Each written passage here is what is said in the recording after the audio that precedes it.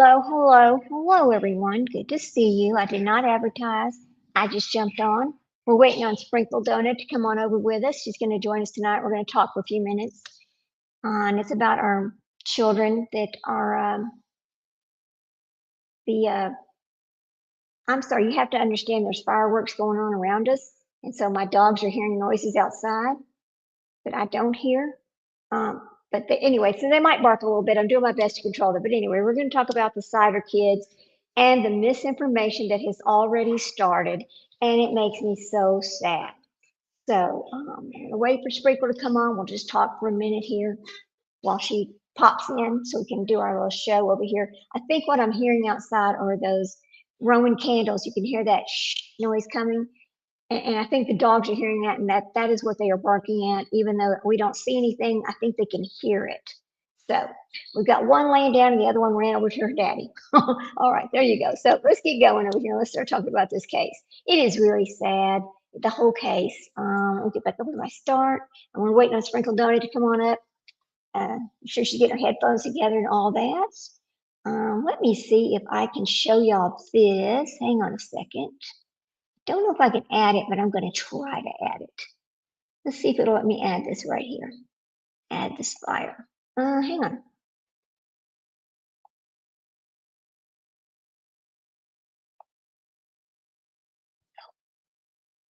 Let me see if it'll open here and let me put it on here. It might not. Oops, let's see. Well,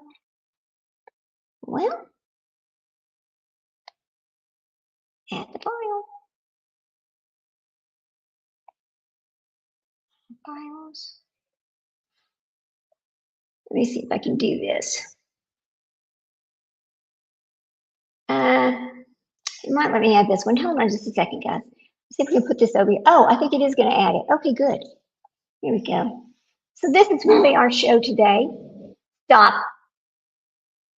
All right. Okay, I'm sorry. My dog's getting upset about some noise. Okay, anyway. Yeah, I know people are doing fireworks. I get it. But I need to do this now. But anyway, just waiting on Sprinkle Donut to come on in. But this is our story tonight. We're going to be talking about the misinformation train that's already started with these babies. And here's the thing. I really do think that they need to be protected. I do. It is a tragedy. There's so much more to the story that's being told. I learned a bunch of things this afternoon that I have not heard. You may have heard it. I have not heard it, but I found it. There's a lot of things on TikTok that are just not exactly the truth. And so we're going to talk about that as well. And before we get started, let's go ahead and say this. Welcome back to the channel. Tonight we're going to cover the Cider children tragedy, and more importantly, the misinformation that's already rolling in at full speed. Every single case this happens. It breaks, something comes out, then the misinformation starts immediately. I don't know why it happens, but it does. But there's no reason for it, right? There's no reason for it.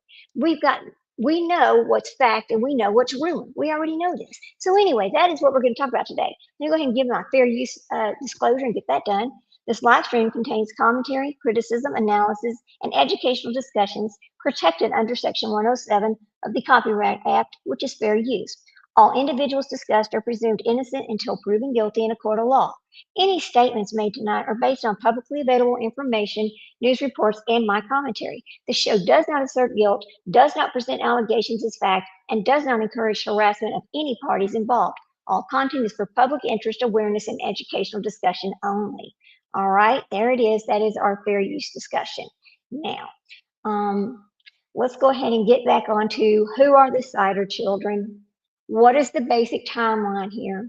What confirmed? There she is. All right, there's your Sprinkle Donut. Hi, as I was here that I didn't think you were coming on, so I left. Hang on, I got this door over here. All right. Yeah, the dogs are hearing these. They're hearing those Roman candles. You know how it makes that spewing Oh noise. yeah, And yeah, so every time they hear one, they're getting upset and they start barking a little bit. I just gave them yeah. their little calm down pills. Well, they're not pills, they're little CBD chews or CBD Uh-huh. chews. I just gave them those so they could start calming down because I know it's hard on them, you know. Um, Yeah, yeah.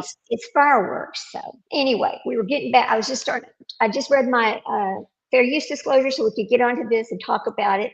and talk about the misinformation that's already started. And it's every single case, every single time it starts. And I don't understand why. Why? Why can't we just only tell the facts and let that be that? Why do we need to tell any kind of rumors, right? I Yeah. Um, there is a story where, and this is for Fugitive TV, which I'm talking to him a little bit. He has found information. I'm going to share his channel. We're going to drop his channel, and I'm going to show you what he's put out today. I really like this guy, and if you've not had a chance to go check his channel out, I wish you would. Let me pull up YouTube so I can show you what I'm talking about. I like him. He knows a lot about what he's talking about. He's been there. He is the guy that was on the run for a long time and all that. I like his content, so I just do. So let me get this pulled up. It's called Fugitive TV. Let me get him pulled up, and we'll share his channel, and I'll let him talk for just a minute while we go about this, because he is talking about where it's possibly 21 kids, that everybody is wrong. There's more kids than we're actually talked about, and some of this information actually came from, I think, Facebook, and this is what made me start questioning this.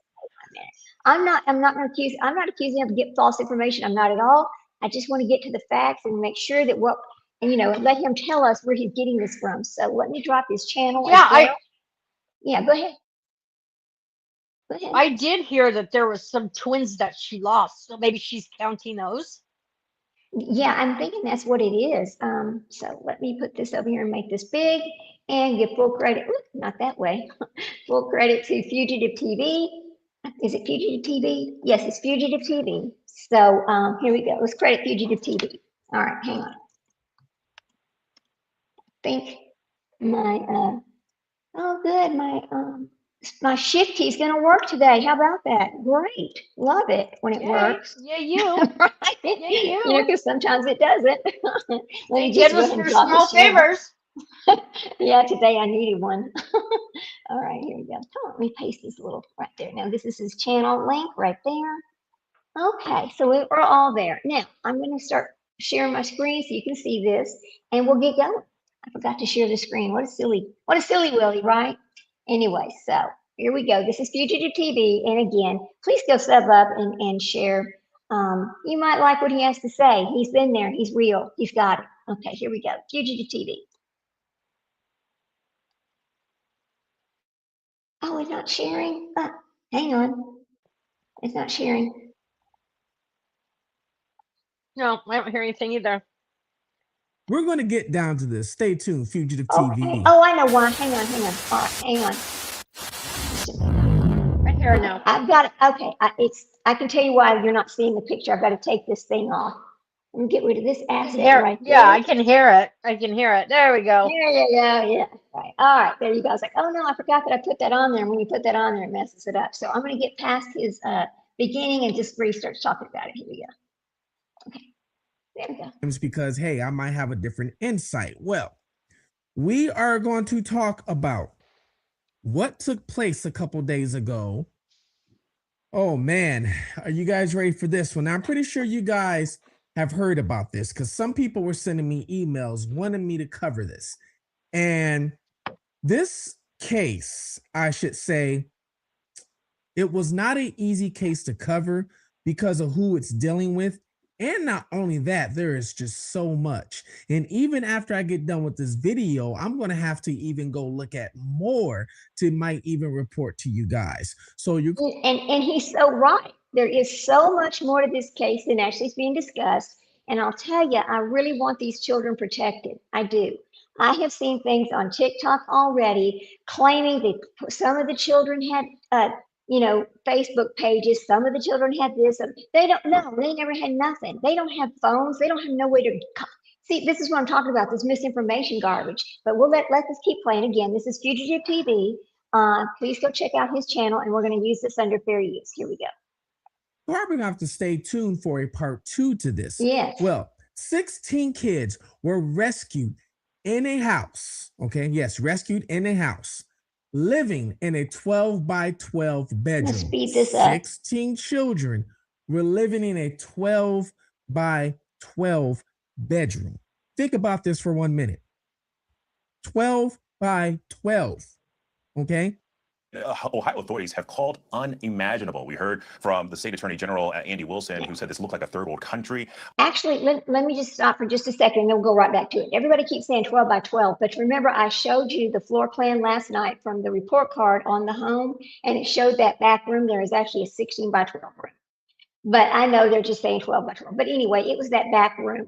Now, I also today have the pictures, more pictures of that home that I have found on the internet out there on some of these that are the real pictures. They're not the fake pictures, but there are fake videos going out there as well. Here we go. That he can't get the smell out of his head. And as you mentioned, the sheriff there for Benton County said that he had seen livestock kept in better condition than the children inside of those houses. But 16 people. That's crazy. Like I said, just picture that in the sick. So they're sleeping, using the bathroom, whatever they're doing inside this one bedroom, guys. This is how they found them. They said the conditions were some of the worst conditions, if not the worst conditions they have ever seen. They said there's wild animals that live way better than what they were living. Now, the people that were inside the house, you have two parents, Elizabeth and Gary Jr., both arrested. Okay. Then you have grandparents, believe it or not. Gary's parents, okay? Gary Sr. and Christina also arrested. So the grandparents. Now, I know we've seen a lot of this. I'm going to move past part of this, and we're going to get to the part where we start talking about the other part to this that was not kind of discussed before. And this is things I found out today. Here we go. Let me move past a little bit of this because I know we've seen a lot of it, but I want to get to this other part of it here. Hang on just a second, guys. Yeah. All right. I have questions over this. And the funny thing is some friends and family members are coming out speaking on social media with questions too. And we even have questions for them, which we're going to get into that. Neighbors of the family in Tiny Hampden, employees at local stores where they stopped or shopped, and even the investigators who responded to the scene have been left to wonder what allowed and to themselves, and the limited information shared by investigators doesn't offer a full answer. The children were enrolled in school. The family moved around over the past 2 decades, and neighbors said they never spotted the kids. The children remained mostly confined in a small room in the house. Investigators said under deplorable conditions, right under our noses, and nobody was able to help them, said Emily Collins, 27, owner of VC Farms in Floral and nearby MacArthur. It's just crazy that all the wonderful things going on in our little Hallmark town, this is what puts us on the radar. It's really sad. The mother of 3, who was compelled to decorate the sidewalk with bright flowers and stars drawn in chalk to cheer herself up. Authorities said they had gone to the home Tuesday. Okay, so keep this in mind. They went to the home. It's really important that we keep up with this timeline because there's so many things about this that at first that did not make sense. We're hearing about, some indecent exposure, and then we're hearing about, there was some stolen property, there's something else. But see, there's really some other very side narrative thing. There's another side story that's going on as well. But as we know, they are stealing the records, which is causing an issue for us to get real information. But here we go. Let's keep going. And thank you again, Under Fair Use, to Fugitive TV. On an unrelated investigation and discovered the children ages 1.5 to 18 years old, some of whom were unable to speak. 7 were taken to the hospital, including one who was in critical condition. Investigators said their current conditions weren't immediately known. Thursday, child welfare officials have temporary custody of the children.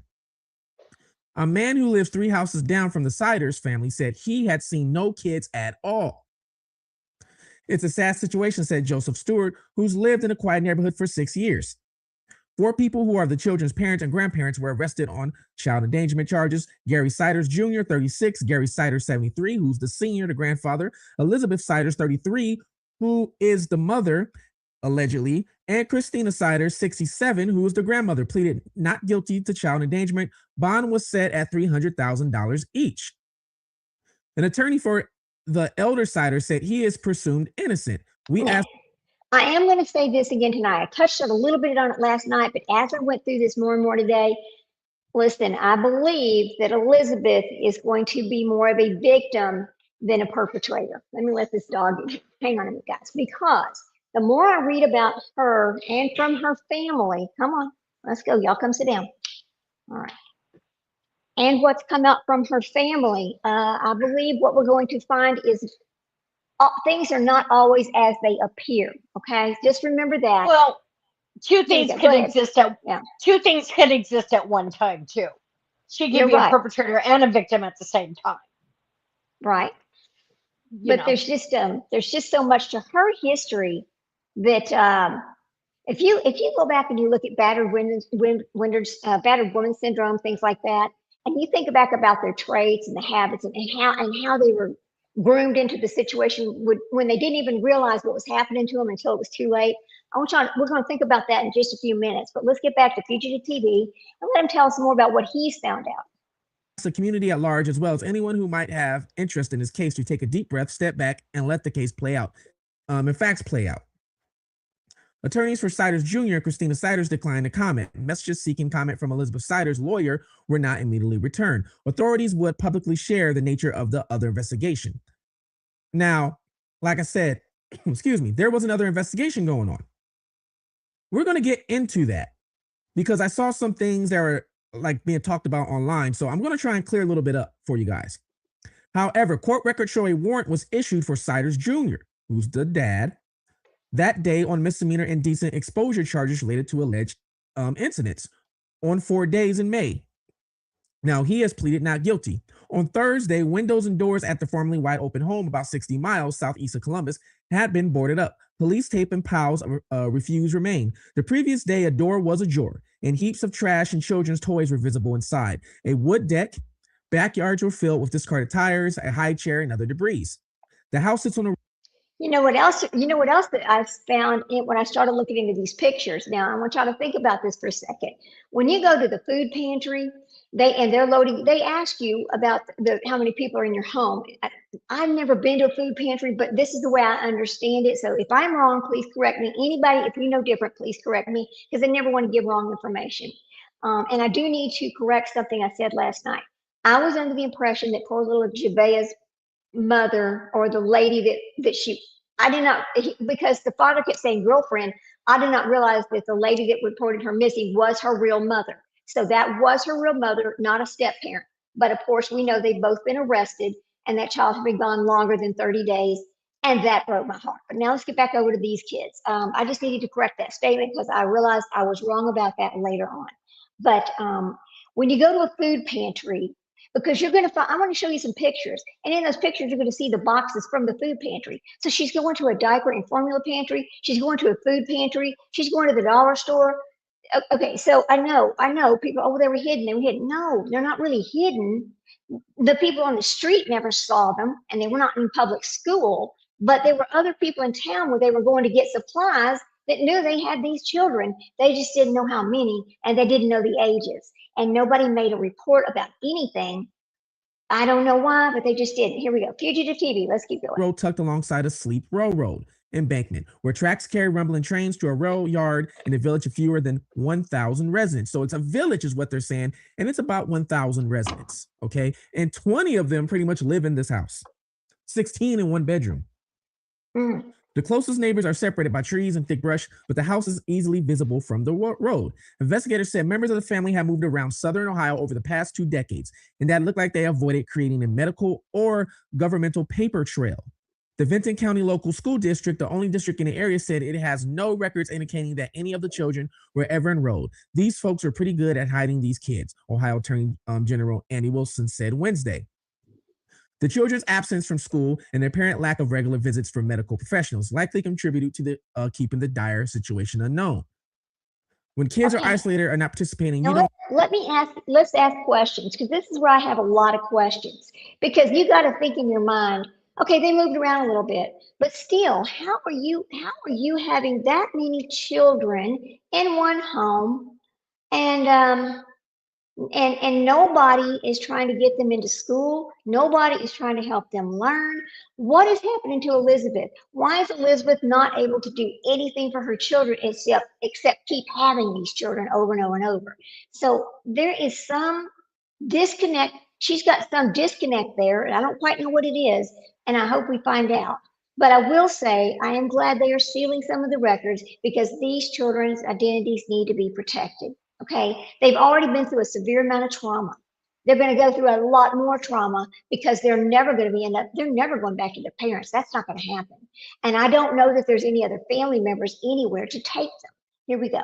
And I've learned that one of the children or two of the children supposedly don't even belong to Elizabeth. They belong to her brother. Now, these are other pieces of information that I found out today, but here we go. Have someone who's trained to know the clues. So, I mean, which is true. Think about it. The kids are born in this condition, right? So if they're born and when they're born, they're kept isolated, they don't know any better because there's nobody there to teach them any better. He's right. Then it goes on to say a well check is called that for a reason. They're checking for well-being and development. Investigators were reviewing whether the family was reported to any children's services in the past. The children spent most of their time in a room that was roughly 12 feet by 12. That I mean, very sad. Very, very sad. Now, yes, it says the youngest, 1.5 years, the oldest is 18. We're going to get into their ages because they had arraignment, and actually the judge reads the actual ages, their birth dates, and not just their birth dates, the judge is also going to read their initials. Actually, let's get into that now. Okay, well, hold on a second, because I'm going to show y'all something else. Let me bring this other picture up, and y'all bear with me while I get this pulled up. I just downloaded all of this stuff this afternoon. Let me see if I can find it's the family tree open file. Hang on, I'm going to have to share the screen in just a minute. Now. You know, you see these cases like when the Turpins came out, you know, right. You think, oh my God, this is the worst I've ever seen. And then something comes along and there's another one that's the worst we've ever seen. Is this ever going to end? That's a good question, isn't it? It's like, and you know, like Gannon and Harmony and I can't even think, Leilani. I can't even think of that little baby's name. Every time you see something, you're like, oh my God, this is so bad. But then there's also that one that trumps that. Like, what's going to trump this? Because this is worse than the Turpins. I'm sorry. I agree 100%. I'm going to put this over here where everybody can actually see what I'm looking at, and so we can talk about this. Now, if I need to blow it up a little bigger, I can. But as you see, somebody went out and made a family tree about this family. And I want you to look at the different children. Okay. The first one is somebody, Tyler. Okay. Let me make this a little bigger. All right. So we can actually see. I don't want to cover it up, but just like, okay, Tyler was somehow born between 2006 and 2007. Now, this is unconfirmed, with another father. Okay, this is the first one that she had. Supposedly, I believe she was either 13 or 14 years old. Now, I don't know that is a fact. We just know that by this timeline, which I think her brother helped make, this is what we know so far. Then there is a child number CS, born May the 30th of 2008. There's somebody named ZS, which was born August 17th of 2009. Then we have somebody named CS that was born March the 13th of 2011. Then we have somebody named KS that was born March the 28th of 2012. Okay. See, she's barely having enough time to recover before she's pregnant again. Then we have BS, which I believe, okay, so I'm not going to tell you the sex of the kids, okay, that we're not going to do that. But anyway, BS was born May of 2013, May 8th. Then we have GS, which was born September the 2nd of 2014. Then we skip a little bit, and then we have LS, who's born May 25th of 2016. And then we have BS, who's born October the 26th of 2017. JS, this is child number 10, who's born October the 27th of 2019. Then we have ES, September 29th, 2020. Then we have this is the twins. Now, this is one of the sets of twins right here. This is where it gets strange and something is not exactly right, okay? February the 10th, 2022, there's a set of twins born. Then we rock along. Again, this makes no sense because there's no freaking way she could have had twins in February of 2022 and then had another set of twins in November of 2022. Is that a possibility? Because there is a discussion that that set of twins had passed away at birth that were born in November of 2022. Like they were born early, like for some reason, they were born early because you're talking about she had babies February the 10th. And we're going to go March, April, May, June, July, August, September, October, November, the 22nd. They That's they could 9 have been months. they Yeah, could have been premature. We don't know. right, Those right, babies could have been born anywhere from what 20, what's viability? 26 to 28 weeks. right. Yeah. So I they, mean, but there would have. How would they find if? Okay, I would assume that these people aren't talking. I would just assume. Now I could be wrong. And obviously, the children, from what I've understood, they are not able to communicate as well. How right. are they getting all this information on these children? Thank you. How how are they? Who is determining this? Has this been something that we've heard from law enforcement? Is this just people making it up? How are they determining this? Because they said they didn't think the children were born at home, but they've never said that these children were born in the hospital. Are they just have they gone to the hospital to pull records for children born under this name? I'm sure these kids have no social security numbers. I'm sure that they're not getting information from the social security office. Have they filed tax returns? Are they looking at tax returns for these kids? Like, how are they determining all this? Okay, some of this information came from her family. Her brother even stated, and I'm going to pull that up in a little bit. Her brother had made some posts on Facebook, and it's her real brother, about some of the children there. Actually, one of the children there was his child.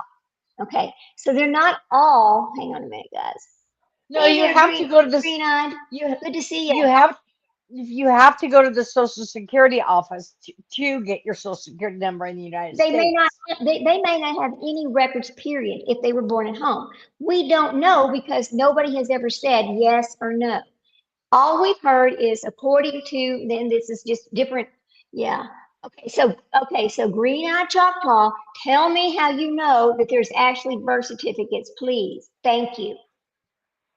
No, Okay, she's yes. saying that she said if you're born in the hospital, you have a Social Security number. Okay, yeah, okay. I've She I've does. never any of my children. I was never unless things have changed. I was not given a Social Security number for my children at the hospital. Okay, here's what Green Eye Choctaw is saying. I have 3 children. They gave you a social security number when you were at the hospital, and the cards come later in the mail. Okay, so they sign you up in the hospital. But if your Yeah, babies are born at home, then you don't have anybody to give you the form. See what I'm saying? This is something we don't know because we cannot verify any of that. yeah, that didn't happen when I had my kids, unless it's different now. Right. So this is something we just don't know whether they have a social security number. Thank you, Green. I appreciate that. I don't know. And by the way, welcome in. Thank you for coming in. I don't know because law enforcement again is sealing records and they're not disclosing if there are any records of birth anywhere. So let's keep going. So now, so this set of twins is, I don't know, this is iffy, but again, this is coming from her side of the family. This was in a Facebook post and even Okay, from her brother. Okay, so let's keep, I'm disturbed by that because if there was family, then how the hell are these people children living like this? thank you, but let's keep going. So then we have BS and WS born January the 4th, 2024. And then we have Isaiah and Isaac, who were born January the 20th. Oh, just said their names. I didn't mean to do that. Um, Born January the 21st of 2025. So that is all of the children that we know of are this. Okay, so the hospital does the work with the birth certificates, then the SS card comes with. Okay, thank you. Appreciate Hmm, that. Now, thank you. I did not know because that. that is different. It is different from when my children were born, but you have to understand I'm 65. My children are, I have one that's 18, going to be 19. But anyway, and I don't remember how he got his social security card. I think I don't remember that part. Yeah. didn't we have to take birth certificates into the social if I remember correctly now, I mean I've had a stroke, Yeah. so I don't remember Right. everything. I seem That's to right. remember having to take the birth certificate into the Social Security office, Okay. if I'm not mistaken, but that could be wrong. So in this timeline that's been provided here, it says dates of births are presented in court hearings. Some dates are unknown. Okay. So I don't know if, and again, this is information that was pulled from that somebody gathered up, that somebody made this timeline. I can't even tell you who made the timeline. Let me see if there's any names on here. I don't know who made this timeline. I just saw it and I was like, okay, this is good information. And I would love to be able to verify every bit of it. And then I discovered, well, some of this came from her own family members that I thought, okay, well, it might be safe to show. So here's the Do timeline that I have found anyway. do we actually have a date of birth for the mother? Yes, because she has a real marriage license. She was actually Okay. legally married in West Virginia to Gary Jr. Okay. Okay. Now, yeah. Now we're going to go back and I'm going to reshare where we left off with Fugitive TV. So here we go. Let's share that. I just wanted to share that with you really fast. I think it's a good piece of information, but anyway. Yeah. Now, all right. Now, this was from, of course, I know we've seen parts of this already, and I've sped it up so we can get through it and move on to the next part. Here you go. CS, date of birth 5/30/2008. Count 2 is ZS, date of birth 8/17/2009. Count 3 is CS, date of birth I should have 3/13/2011. left that up. Count 4 is KS, date of birth 3/28/2012. Count 5 is BS, date of birth 5/8/2013. Count 6 is GS3, date of birth 9/2/2014. Count 7 is LS, date of birth 5/25/2016. Count 8 is VS, date of birth 10/26/2017. Count 9 is JS, date of birth 10/27/2019. Count 10 is ES, date of birth 9/29/2020. Count 11 is NS, date of birth 2/10/22. Count 12, SS, date of birth 2/10/22. Count 13, alleges harm to John Doe, date of birth 1/21/25. That's John Doe A. There's John. Okay, so see, they have a John Doe A and a John Doe B. Now, what is this the set of twins that is maybe deceased? I don't know. But I thought that was interesting when she said John Doe A and John Doe B. You know that is a set of twins. Here we go. Doe B, date of birth 1/21/25. Count 15 is simply identified by first name Isaac, no date of birth at this time. Count 16, Isaiah, no date of birth at this time. Count 17, Wade, no date of birth at this time. Those are for you, Mr. Siders Jr. Okay. Now, I don't know if you realize there were some John Does in there. There's some John Does in there, okay, guys? Meaning these kids didn't have names or they didn't have ages. They don't know exactly what's going on because some of these don't have a paper trail. Now, I know you're probably wondering, if you haven't heard of this, how old is the couple? The couple was not that old at all. Now, I'm going to come right back to him, but I'm just going to say this. As he starts talking about this paper trail and these kids and these ages, originally, my first thought was, well, there was no way that she could have all of these children herself. Is there older children in the house that were also having children that nobody knew about? I don't know, and I don't want to start any rumors either. Again, we just want to give facts and not give misinformation, because that's what takes these cases and turns it into a circus. And I don't want this for this little family. These children deserve so much more. Here we go. Oh, you have Gary and Christina, okay? Gary and Christina, which I read their ages to you already, are very young. Here, I'll read that to you right now. They are. So Gary Jr., who's the dad, is only 36. And the oldest is 18. So keep that in mind. So that means he had to have when he was 18, right? Yes. Now, Elizabeth Siders is 33 years old. Okay. She is 3 years younger than Gary. So meaning she was about 15 years old when she had her first kid, the 18-year-old. Now, Gary and Elizabeth, they got married when he was 18 and she was 15. But now this is where it gets a little strange, and this is where it comes back to something that I had found. Let me go back over here, and I'm going to bring this up this is going to be from Facebook, and this is actually her brother doing the talking. So let me pull this back up over here. Is his name at Facebook? Let's see, Cider Children. Her brother talks. Hang on a minute, I got to pull this back up. Okay, because it's kind of interesting because when he starts talking about it, okay. All right, Facebook, here we go. Update from the family member. Now, update from the family member says, a family member described years of isolation before 16 children were discovered living in this Ohio home. As more information comes to light about the shocking case involving the 16 children found inside a home in Benton County, a heartbreaking picture is beginning to emerge. All 4 adults who were living at the home have now been arrested, we know that, and each face 16 counts of child endangerment, 1 count for every child that the investigators found inside the residence. Those charged, we know who they are. Now, according to the authorities, the deputies did not initially respond to the property because of those concerns. Okay, we know that. Now, court records indicate that the investigation possibly began after a warrant was obtained involving Gary Siders Jr. for some multiple public indecencies. Now, these public indecencies happened in his yard. Who saw this? What's going on here? You see how part of that story makes no sense? It's not clear. There's some things missing about that story. Now, officials describe many of the children as, we know that. I also spoke with Elizabeth Sider's sister-in-law, who shared what she says is the family's history. And I believe that is where that timeline came from.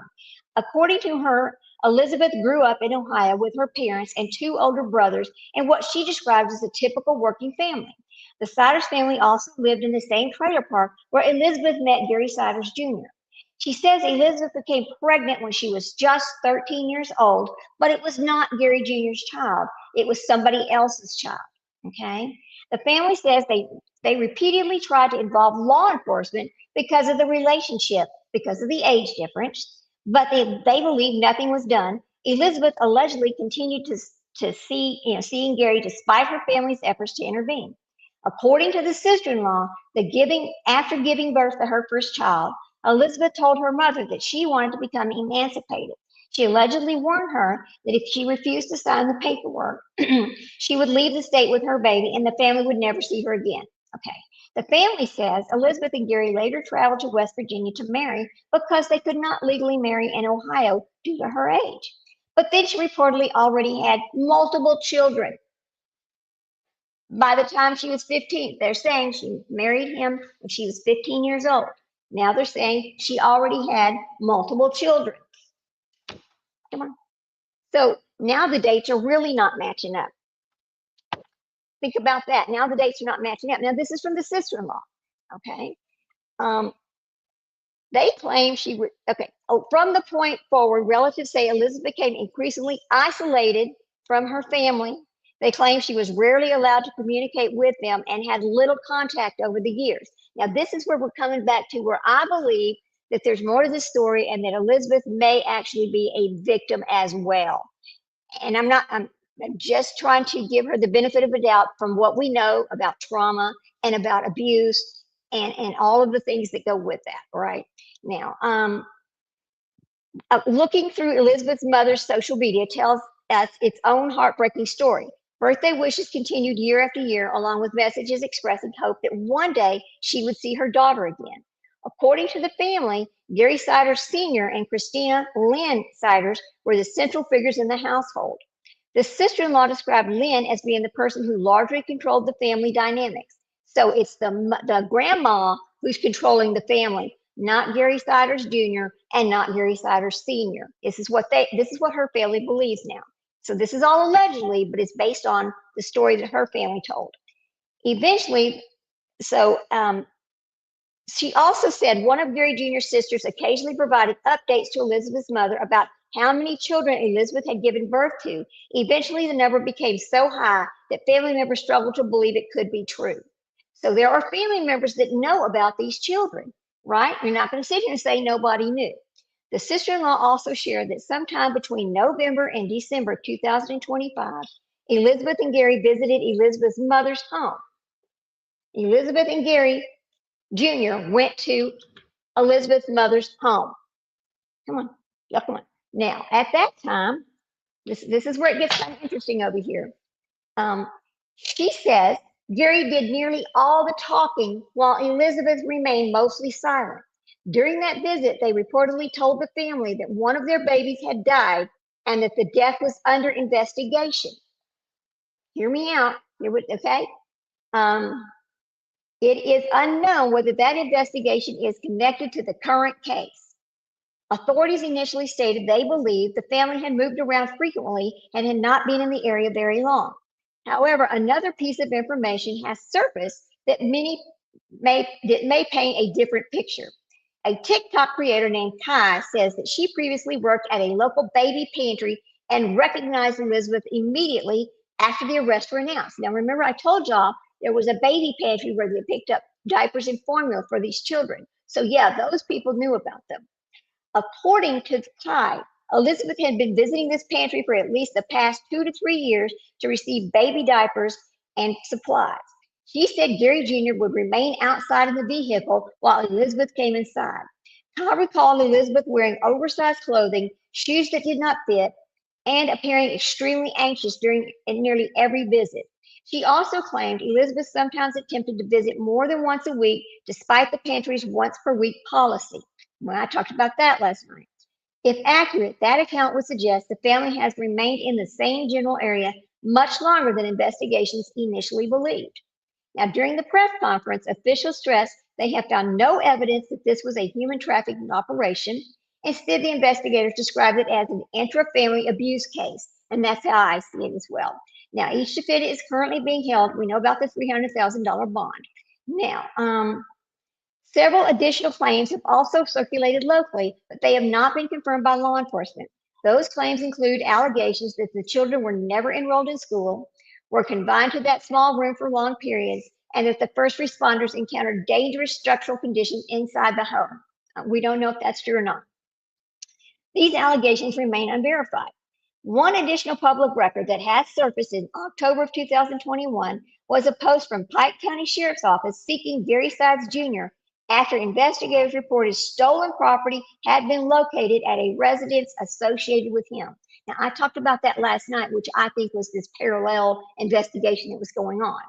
This investigation is still in its early stages, and given the number of children involved and the conditions described by the investigators, many expect additional information and potentially more charges as this case continues to unfold.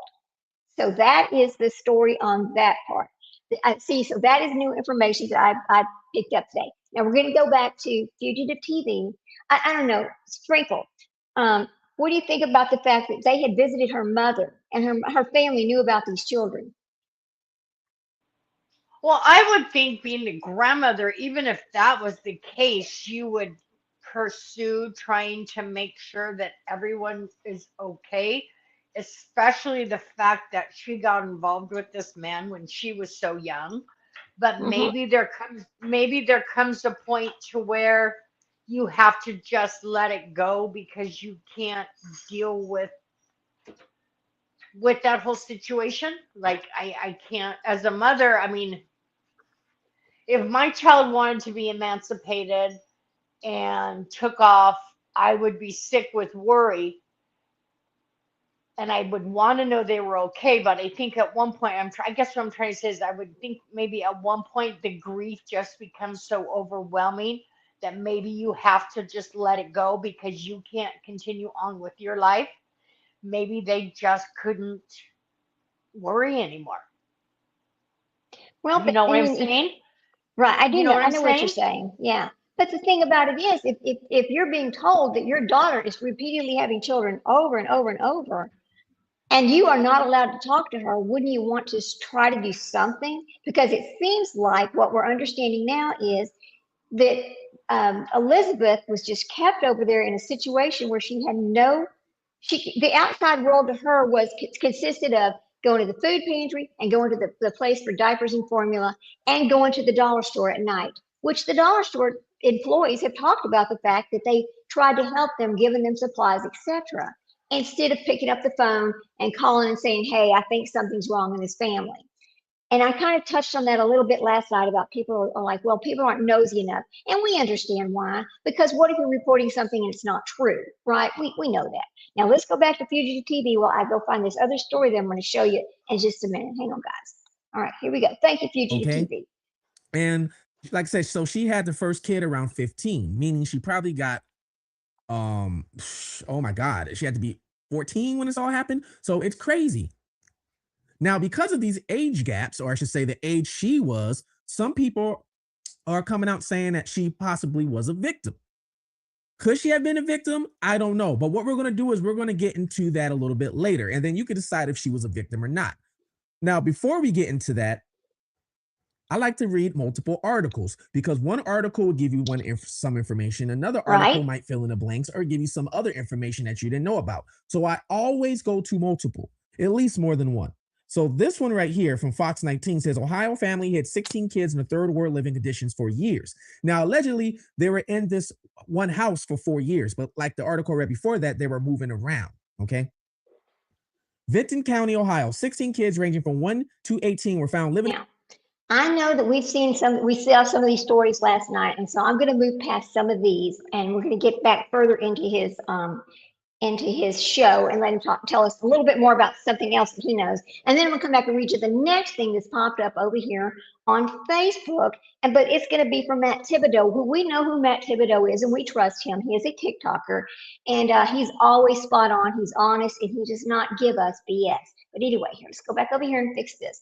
Let's go out here a little bit further. Hang on a minute. Get past this article. All right, here we go.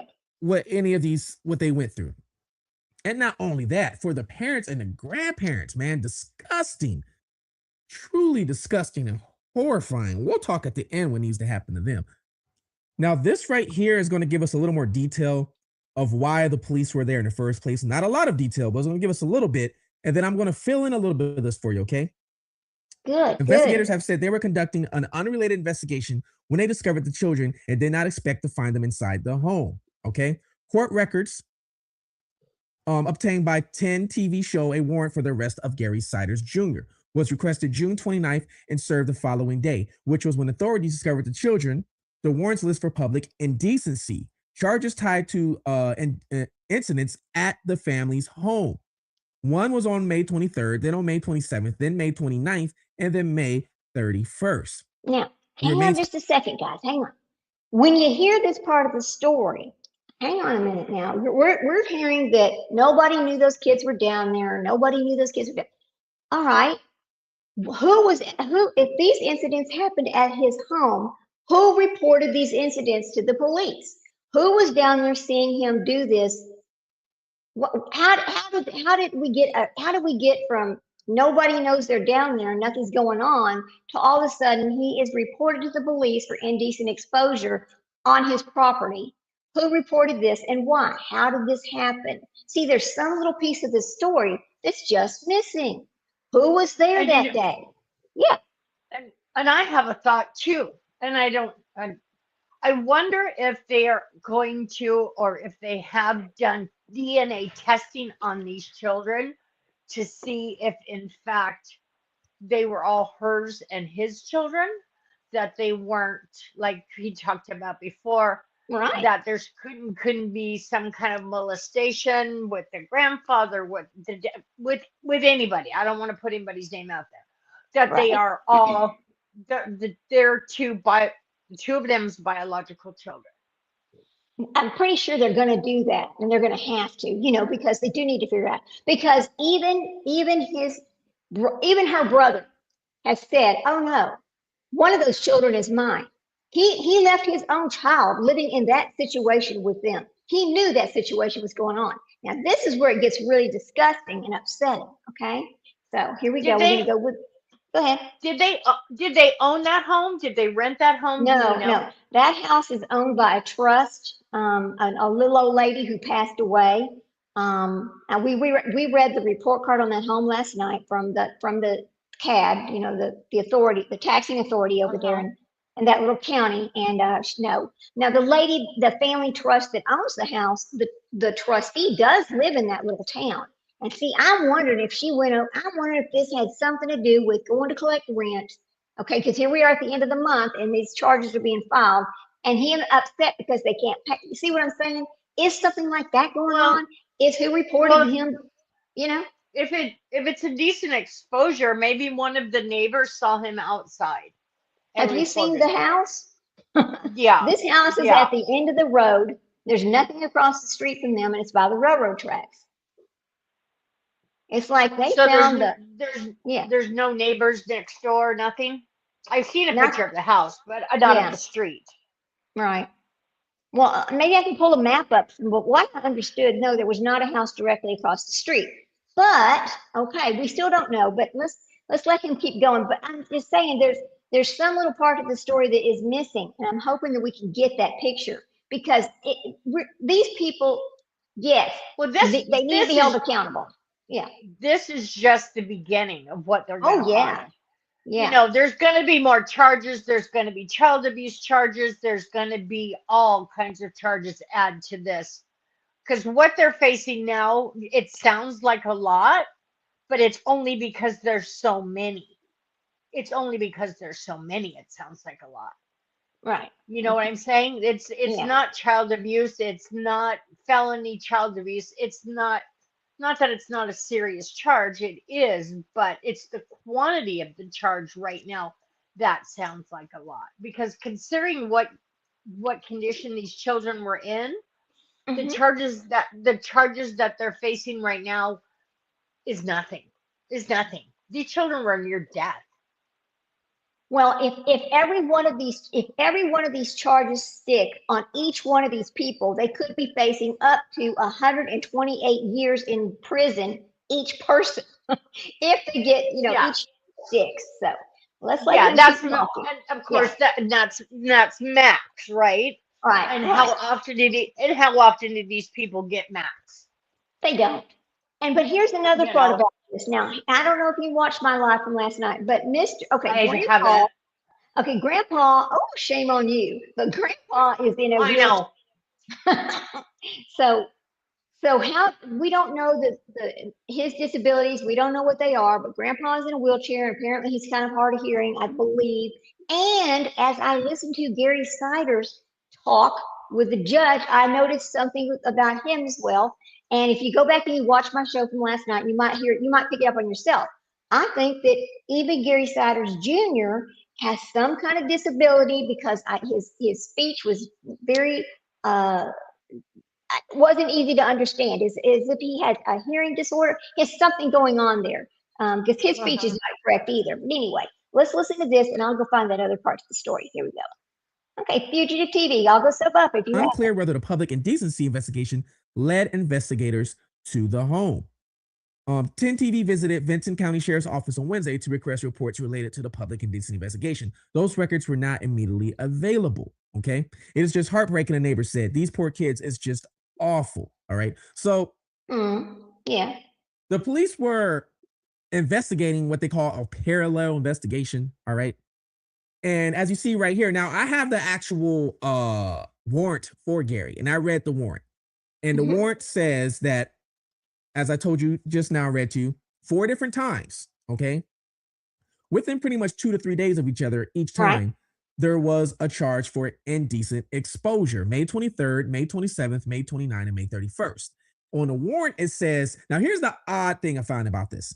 The warrant says each time this happened at the same location that they lived at. But then it says that he exposed himself to a non-family member. So this is the part. Okay. So did you hear what he just said? This is what I'm saying. There's another part to this story, and how this started. How this started is going to be, I think we're going to be shocked when that part comes out, because I think he's seeing the same thing that I'm seeing. It was a non-family member. Somebody went over there 4 or 3 days, 2 or 3 days in a row. Why would somebody go there 2 or 3 days in a row? Okay, let's keep listening. It's interesting, but I find very interesting to a non-family member. So it can mean one of two things. Was he exposing himself while he was outside, say like in the front or backyard, and a neighbor or a couple neighbors saw him, or people driving by saw him, or something like that? Now, it would have to be somebody that knew him, you would think, in order to call the police and say, hey, this guy, because the police knew his name. They had a warrant for his arrest. So they knew it was him. So it had to be somebody that knew him. It wasn't just a bystander that just drove by. So it would have to be a neighbor, you would think, right? Like I said, like it's very odd. Now, did they call 4 separate times? Did they call on the 27th and then call on the 29th and 31st? Or did they call one time? Okay. Let's say, for example, they called June 1st and gave them the dates. Say, hey, this happened this date, that happened this date, this happened this date. And like I said, non-family member. So was somebody at the house and he exposed himself? Now, this warrant is actually for the junior, not the older gentleman, not the grandparent. It's for the actual parent of the kids. Now, this is a warrant for an arrest. This is not a warrant for search. I saw some confusion of people talking about that. So, no, the warrant that's floating around online, the one I have, that warrant is actually for an arrest. So that means they can come to arrest you. That does not mean they can actually come into the house and start searching. All right. So there's an actual search warrant, but that search warrant, the judge sealed it and a probate judge sealed it. There's 2 search warrants, people. One search warrant was served by a judge. A second search warrant was signed off by a probate judge. Now, hang on a second. Now, let's talk about this for a second. Now, why would a probate judge be signing off on a warrant? Okay, a search warrant. Why? Now, we do know that this house is in a trust and that the little old lady had passed away. But see, you don't, when you have property in a trust, there's no reason to probate the property. You don't have to do that. It's in the trust. It's already been, it's set aside. That's done. So I don't know if that was just the only judge available that day. So he got the luck of the draw and he's the one that signed it, which it could very well be that. I don't know, but we have 2 different warrants. It's just starting to get really strange here. And now that they sealed those records, it's just cut off so much. And I know why they did it. It's to protect the children. But I just wonder if somebody showed up over there to collect rent because it was the end of the month and they showed up on the 27th and, however many days. And then all of a sudden on the 1st, he's over there getting arrested, let's just see. Let's see. Both of them, I guess, sealed search warrants. So we cannot see exactly why they went searching in the first place. Now, did it have to deal with any of these indecent exposures? Is that what the parallel was going on? That part we don't know. But what would cause a judge to sign off on a search warrant? Indecent exposure, yes, it's a charge, guys. But in a lot of cases, I mean, depending on who you're exposing yourself to, because you could be in public using a bathroom, okay, and a cop's using the bathroom and give you a decent exposure. Right. And then it ends up just being a misdemeanor. But if you're using a bathroom, let's say in a kid's school zone, now that's a whole different story. You might have to register after that. So it all depends on the situation. So for somebody to sign off on a search warrant on your home means they already had to have evidence. Somebody had to say something. Somebody had to tell something for them to sign off evidence. And what was the evidence that they signed off on to go, okay, you can go search this home? So it makes me wonder, who exactly was being exposed to? Did one of the kids that was there get a hold of a phone and call 911, call the police, or something? Was there somebody else there that called? Did Elizabeth call and maybe gave a fake name? Something is going on for them. Thank you, Fugitive TV. Something is going on. I mean, and this, I've also wondered, was he urinating in the yard? Because I'm going to tell y'all a story.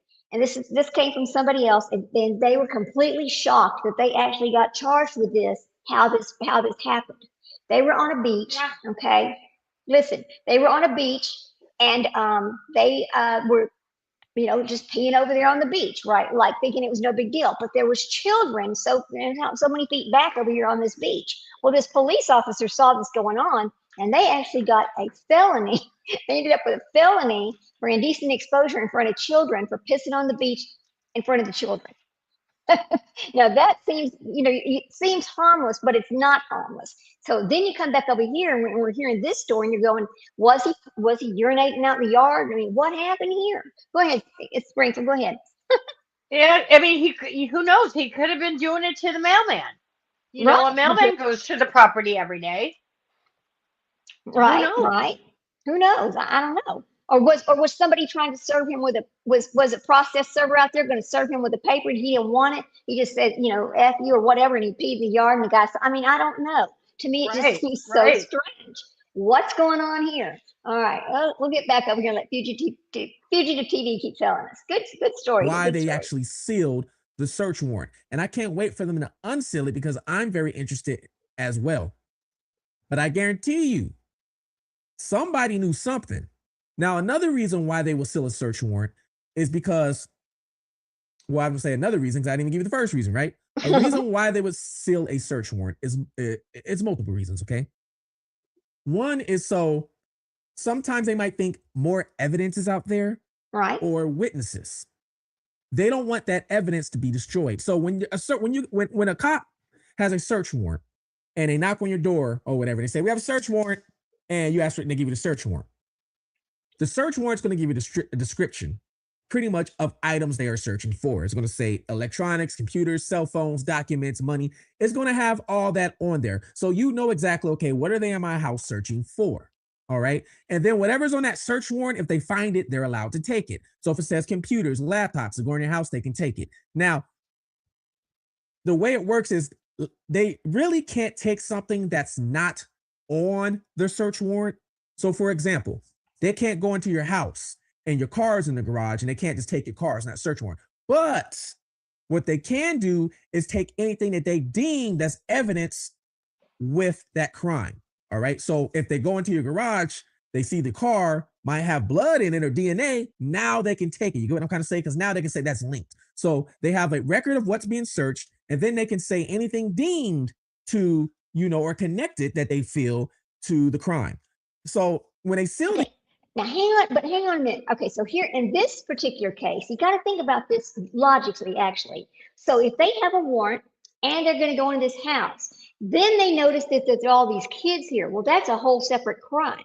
But because the kids are in danger, they have the right to call CPS and start taking them out of there right then. They don't need a warrant to take the kids out. That's a whole separate crime, right? So it's going to be fascinating to find out, was it part of the stolen property that was referenced before? Is that the parallel case? Is that why somebody was there in the first place, to look for this stolen property? And he said, hell no, you're not getting on my property. And, was publicly urinating. I don't know. I don't know what happened there. But see, I just think that I think that A and B is going to equal C. But here we go. These things, they don't want people out there destroying it. And not only that, sometimes witnesses can be connected to a search warrant. Now, all names are going to be redacted, but it can give a description. For example, it can say, I called the police on June 1st, name redacted, because Gary exposed himself to me in the bathroom with the kid right there. You get what I'm trying to say? So it can information, because that's why they seal things. So I'm wondering why exactly they were there in the first place. So the actual search warrant is sealed, guys. That you're not going to find that is sealed. So if you come across a document that says warrant, that's a warrant for an arrest. A warrant for an arrest, they cannot go into your home. They can only knock on your door and ask you to step outside. You literally can close the door if you want and lock yourself in the house. Now they got to go back and get a search warrant to get you out. So, but that depends on the type of warrant, though, if I'm not mistaken. Now, this guy, if it's a bench warrant for like a failure to appear on a case, they can't come into your home. But if it's a warrant for murder, I believe they can come in your home.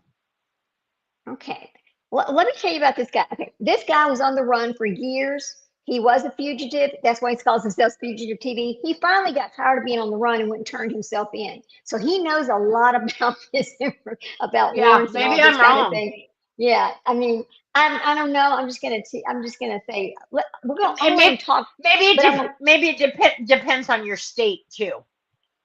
I don't know. Because think about it. If they have a warrant for murder, okay, they know I murdered somebody. They know I'm in my house. I just can't believe they're going to knock on my door and be like, oh, she's not going to answer. We're just going to go away. I know in California that's not the way it is. See, I think the same thing. I think that, I mean, but for a misdemeanor warrant, sure. I mean, but Yes. but a failure to appear, I don't know. I'm going to look up some information while he talks. Okay. So let's keep going here. Had another Yeah, reason to failure even to search appear, they won't what do was it. the reason. Now,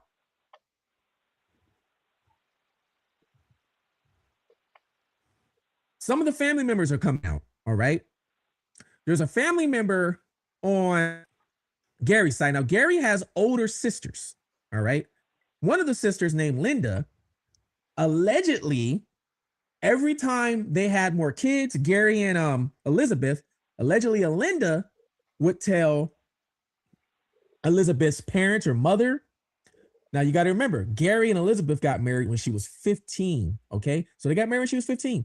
And I'm still wondering where the parents of Elizabeth, what are they doing? Where are they at? They just let her run off and get married with this person. I'm still wondering about how that, transpired. What happened with that? It seems like every single adult in the situation failed everybody, from the kids to the parent. Everybody was failed from the older people. That's what it seems like. But every time they had more children, I guess Linda would tell Elizabeth's parents. So Linda knew there was kids there. Now, there's a picture right here I'm going to show you. This picture is of Linda with her parents in front of the house.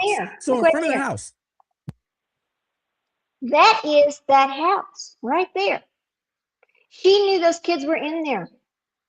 So, I mean, we cannot say nobody knew, because they did know. Now, they may be family members, but they did know those kids were in there. They did know the deplorable conditions they're living in. This is what's so strange. Isn't that his mom? That is okay. No, that sure looks like his mom. This Linda Look at the picture. Linda is Gary's sister. Okay, this is Gary's mother. And this is Gary's mother, and this is Gary's father. This is the sister. That's what I thought. That's the sister. Okay. Right. Okay. And Linda is going that's back his and mom. telling. Yes, Linda is going back and telling Elizabeth's family, hey, they had more kids. They had more kids. And Elizabeth's family knows that she is being kept away from them, that she's not able to communicate with them. So see, they know that their daughter's in this abusive situation. I'm just going to say it like how I see it. Now, this is allegedly, in my opinion, not that my opinion counts, but I think they knew that she was in this situation. And I kind of think in my mind, is it a situation where her family said, well, we can't have 21 kids living here with us? I mean, you know what I'm saying? Oh, she can't run, she can't leave him, because what's she going to do with all those kids, right? Because now there's another there's a softer side to Elizabeth here that I'm going to talk about in a few minutes, but let's keep going here. But that's a fascinating picture right there, isn't it? There you go, guys. Wow. Did she not go in the house? What? I'm wondering, that picture looks like it was fairly recent, but not terribly recent. Because it's not terribly recent, but it is that house. Yeah, but because you can tell they still look the same, but they look a bit heavier here. Right. Like the hairstyle's still the same, within probably the past 5-10 years, I guess, probably. Well, they only lived in that house for the last 4 years, is what we understand. Okay, Let me so see maybe, if I can. within the last 4 years, 5 years. Hold on a second. I want to show you this picture over here. If I can get it to open. Stop. No. Now I'll show you that in a little bit. Let me see if I can find this other picture right here.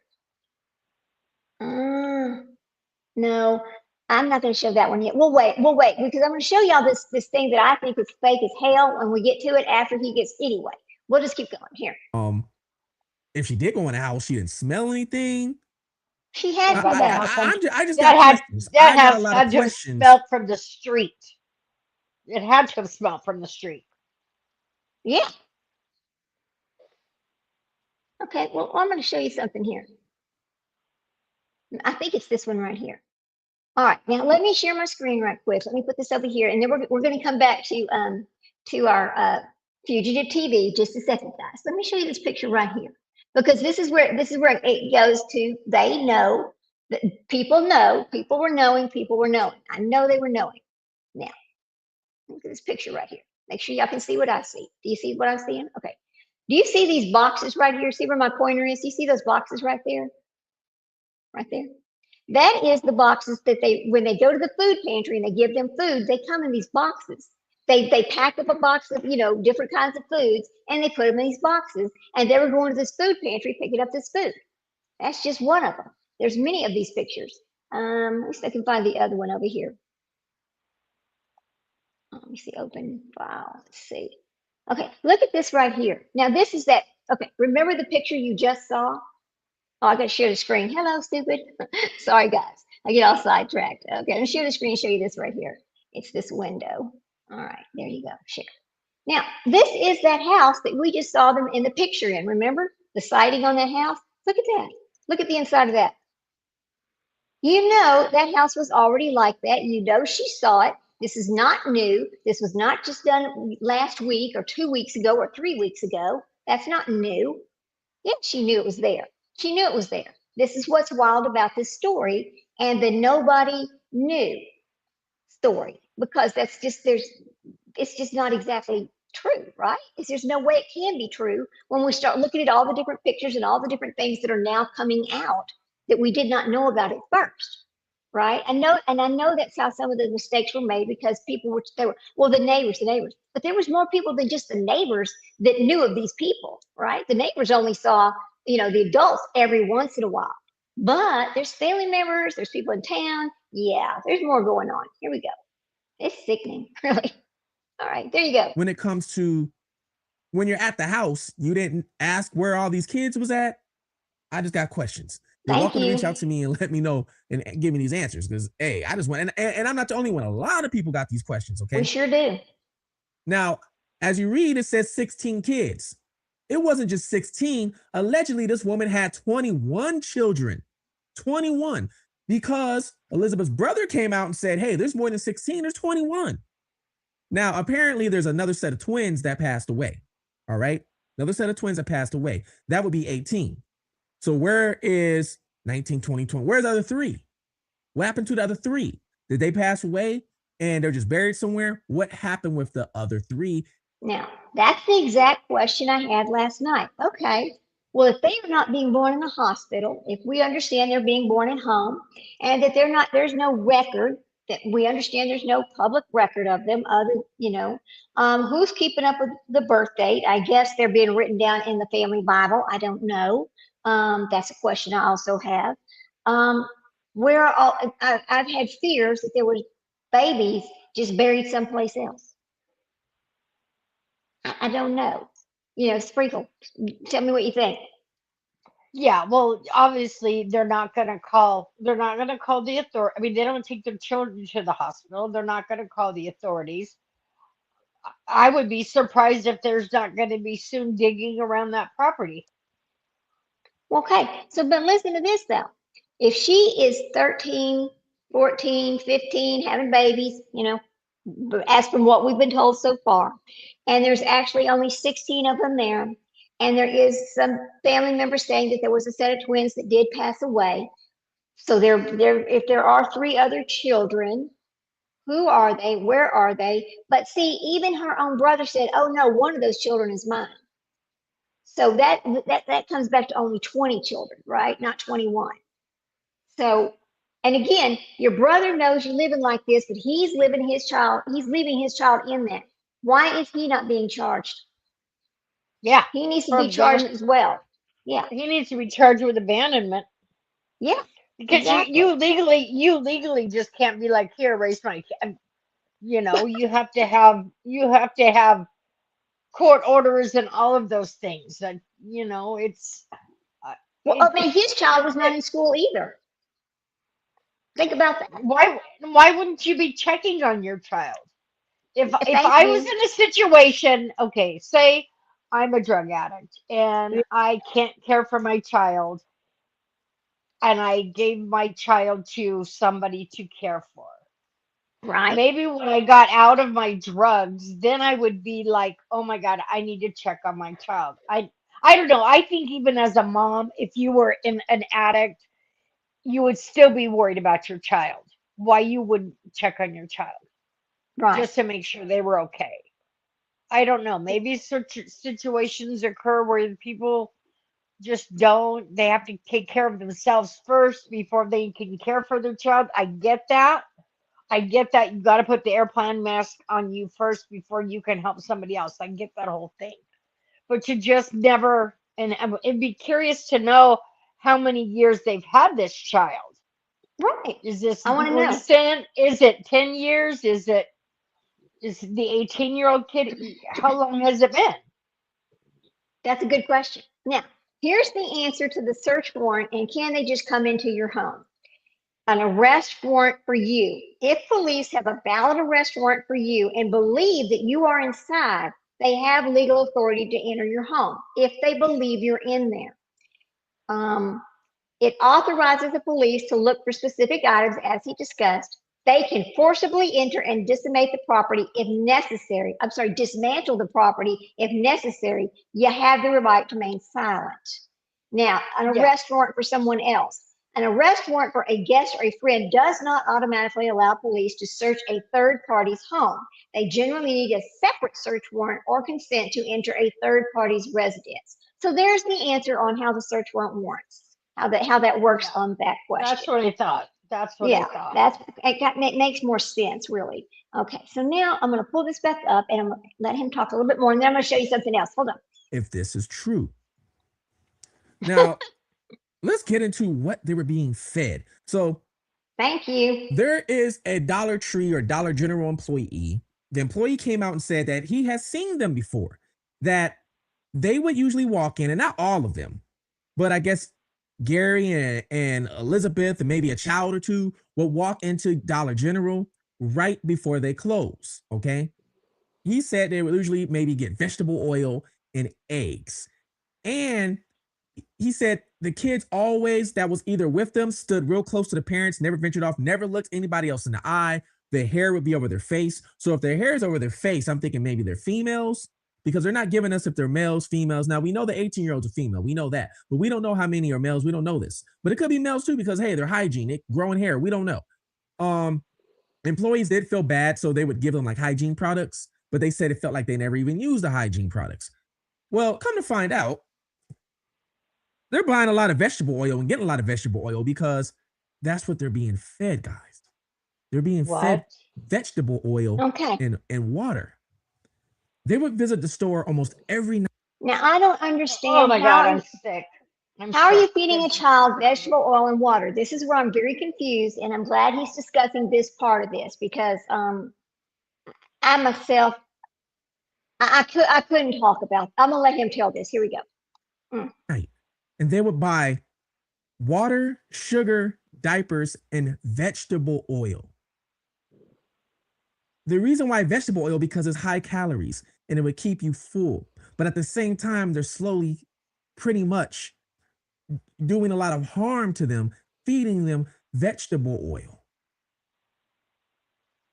I'm wondering if some of them even know what real food tastes like. Well, but you know, very hang sad on. right there. Let me now, stop it. Okay, now you can talk. Go ahead. Okay, so if they were feeding them vegetable oil, they very well could be. However, a body can only live so long without food. If that's all they were consuming, they would be dead. Because, I mean, it is what it is. Your body can only go so long without food. You would starve to death. If vegetable oil isn't going to keep you alive. Well, but you have to remember this: the babies were getting formula from the pantry. Okay. Yeah, but say the 13, 12, 11, 10-year-old child, I know they were probably all very malnutritioned, but they had to have been eating some kind of food. They had to. For them to still be alive, they would have to be eating something. Now, I mean, we don't know their physical shape. We don't know how, like that little boy, what was his name, where they were feeding him the hot sauce all the time. And seven of them went to the hospital. One of them still in critical, And one is critical, yeah. Yeah. So here's what it says, though. No, you cannot survive exclusively on vegetable oil. While it provides a dense source of calories, it lacks proteins, carbohydrates, vitamins, and minerals. A diet relying solely on it would lead to a rapid malnutrition and eventual organ failures. Okay. So, yeah, now this brings a whole nother set of questions, doesn't it? Yeah, it does. So we're going to go back and let fugitive again. I'm serious. Now I've watched some of his other things, just not just these children, but some other things, and I like his content. But anyway, here we go. The home they lived in. They didn't own the home. They were actually renting the home. And the people they were renting the home from, the lady who originally owned the home, she owned it under a trust. She owns multiple properties, guys, probably like 12 or 15 properties, all right? And she passed away. And because she owned it from a trust, that trust now was taken over by her family. And then allegedly what the siders would do, they would drop the money or the rent off in some sort of a drop box. So the landlords never went to the home, and they never did anything like that. So they would drop the money off in the drop box, and I guess they would do that all the time. And since they were getting paid, the landlord really had no reason to go to the home and go knocking on the door. Because I know I was reading some articles and some people saying, why was the landlord never though?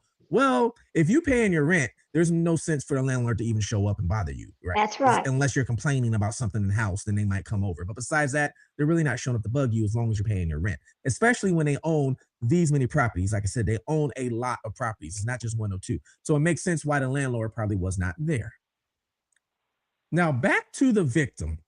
Some people are saying that Elizabeth is a victim because she was 15 when she got with Gary. Now, I read reports online from some of Elizabeth's family members that she used to sneak out the house to go be with him back when she was younger. A lot of people will sneak out the house when they're younger. I've snuck out the house a couple times. You guys watching this video, everybody's probably snuck out the house at least once in their life. Okay, that's right. We've all done it around that age. Does any of this make her a victim though? That is the tough part. Because was he controlling her? Now, some people have seen a bruise around her wrist during the arraignment. Could the bruise be from Gary or somebody in the house? Or could the bruise be from the... Actually, where I saw the bruising was up just past her elbow. I saw it looks like a big bruise, like somebody had grabbed her by the arm, right? Like she'd been manhandled by the arm. That is what I noticed. And I know there were other people saying, well, it looked like she may have had marks on her neck. I don't know. I mean, the picture was kind of a poor quality picture. So I don't really know if she did or did not. But we can always go look. But anyway. Have they said what, how far she went in school? No. But that's a good question. We don't know how far either one of them went in school. I would think that if she's getting married at 15, she was not going to school. She's getting pregnant at 13 or 14, she's not going to school. Right. That's what I'm thinking as well. Yeah. So she's okay. So we've got a person that's basically, I'm probably illiterate, to be honest with you. Yeah. She's married to somebody that's equal. I mean, I don't even know if this guy works. We don't know if they're just living off the Social Security that maybe grandpa and grandma have. I mean, had they done this the right way and registered these children with the authorities, they would have had money to take care of these children with because our tax dollars would have been paying for it. But I don't know why would, see what's not making sense here? See, it makes no sense. Anyway, here we go. Handcuffs when she got arrested. It is very possible because if you look at her skin, she is very fair skin. So handcuffs around her wrist probably could bruise easy if they have them on tight, especially if she's never been in cuffs before. So we don't know exactly. The real victim knows is those kids. I'm sorry. You got 1 year old to 18 years old, though they're the real victim. Now, like I said, we don't know how the household was. We don't know exactly what was going on in there. Could Gary been holding everybody hostage? Possibly. Okay, but could wait he have a been minute. Abusing everybody? We just understood from the other family members that the person running the family was the grandma. That's the person running the family, not Gary Jr., not Elizabeth, and not Gary Sr. It was the old lady. Remember? That's what we were told. Here we go. Buying a house? Possibly. We don't know. I wouldn't be shocked if reports came out and it said the incident, him exposing himself, was to his own offspring. I would not be shocked at that. Okay. I wouldn't. And I'm wondering if any of that type of behavior activity was going on in that house. Have you guys watched Game of Thrones?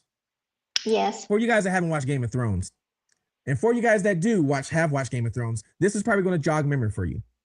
There is a character in Game of Thrones. The name is Castor. I think that was his name, Castor. He lived in the Wilderlings. Okay, so just to give you a quick, if you haven't watched Game of Thrones, okay, Game of Thrones, most of it takes place inside of King's Landing. Pretty much, it's like a big town with different castles. Okay, this is just a quick explanation to make it easy. And then outside of King's Landing on the other side of the wall, they will call these people the Weirderlings. Like they lived out in the wild. They were untamed. Okay, so this guy Castor lived outside the wall, untamed.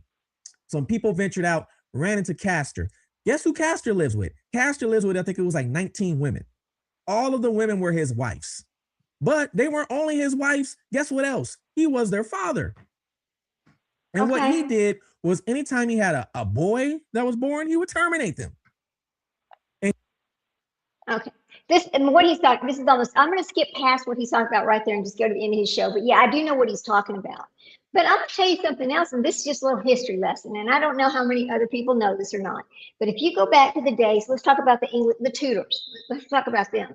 It was well known that in that society, they married each their cousins, their brother, sister, that kind of thing.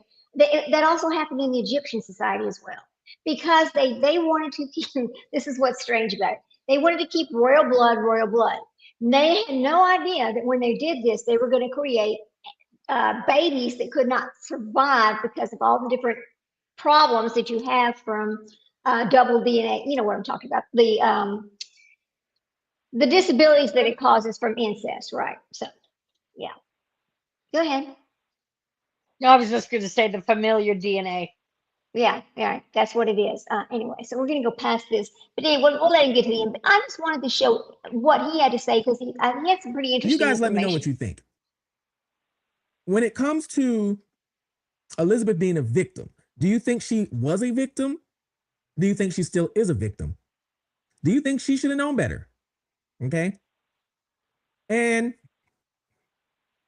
what kind of charge do you think would have led to the search of the home? Because like I said, that's sealed. They're not telling us that yet. And as far as the grandparents go, one of the lawyers is speaking up for the grandfather, saying that the grandfather didn't know any better. Do you think that could be true? The house was very tiny, but let me say this. If grandfather has dementia, which when you go back and watch the arraignment and you pay attention closely to the arraignment, you could see that Gary Jr. was kind of directing Gary Sr. what to respond with, and that he was having a hard time hearing. And the judge basically says, do you want me to not guilty and get you an attorney? And he's looking at her, and then the other one shakes his head yes. And so she goes, well, I'll take that as a yes.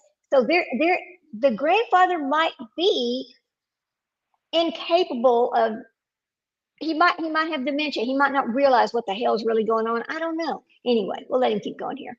It's interesting. Could the grandfather have something mentally going on with him? I mean, his picture, he does look something's going on. He just looks like it. As into where he's not aware of his surroundings. Could be possible. It could be. It could be. I didn't see any of these people in the house working. I didn't see any of these people have a job. I didn't see anything. Very, very nasty, very disgusting. And I really don't know what else to say about this, but you guys let me know. How much time should they get?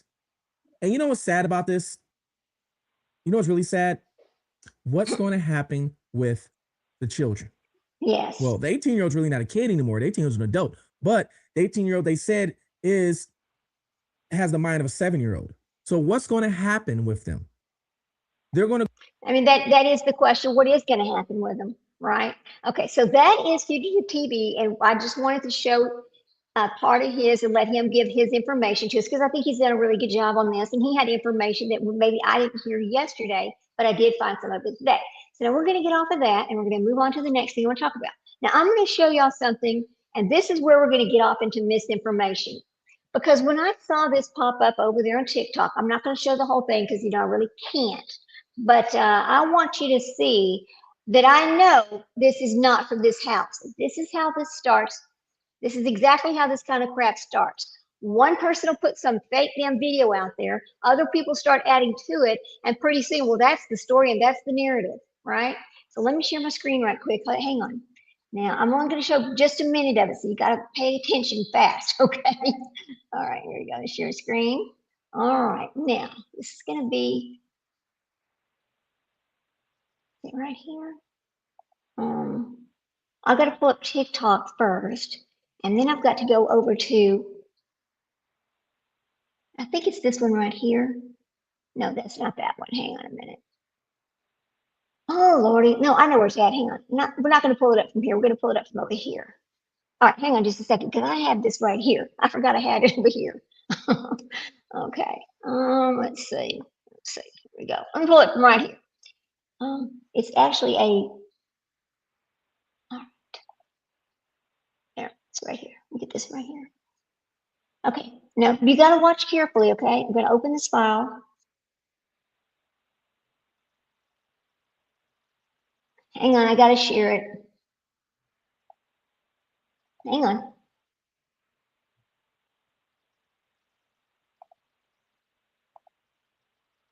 I'm going to restart this, okay? Now, you know that's not right. Hang on. Now, I'm going to start this over because I want you to hear this. I don't believe this is exactly true. I'm not calling anybody, I'm not saying anything bad about anybody, but this just seems strange. Why and how would these children post anything to anywhere, right? Here we go, quickly. Here we go, guys, sorry.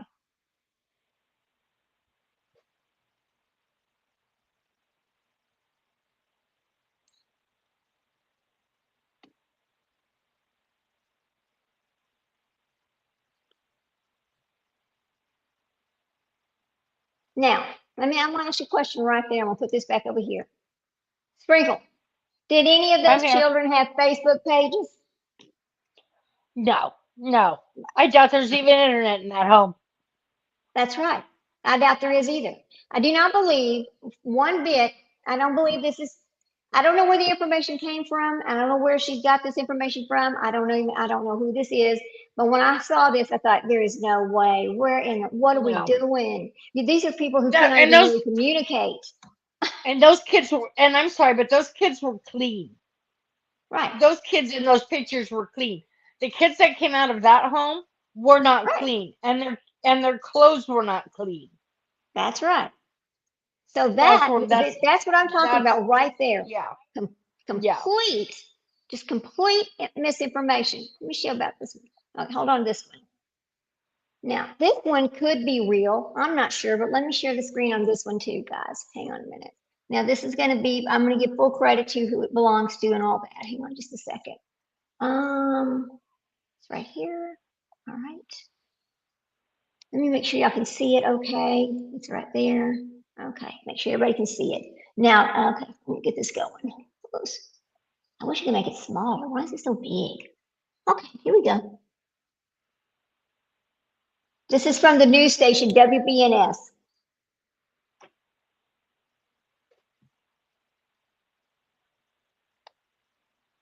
Stop. Now look in here. This is another part I was going to talk to y'all about. You see those boxes right there? That's those same kind of boxes where they were going to the food pantry and getting food. Right there. That's what these boxes are. But we'll keep watching. So this is credit to WBNS 10 TV.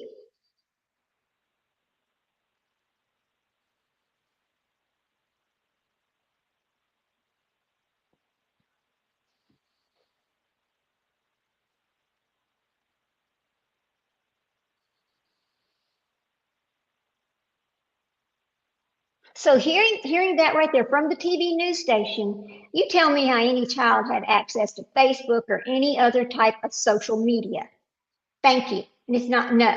This is what I'm talking about, and it makes me upset when people start the damn misinformation about these families.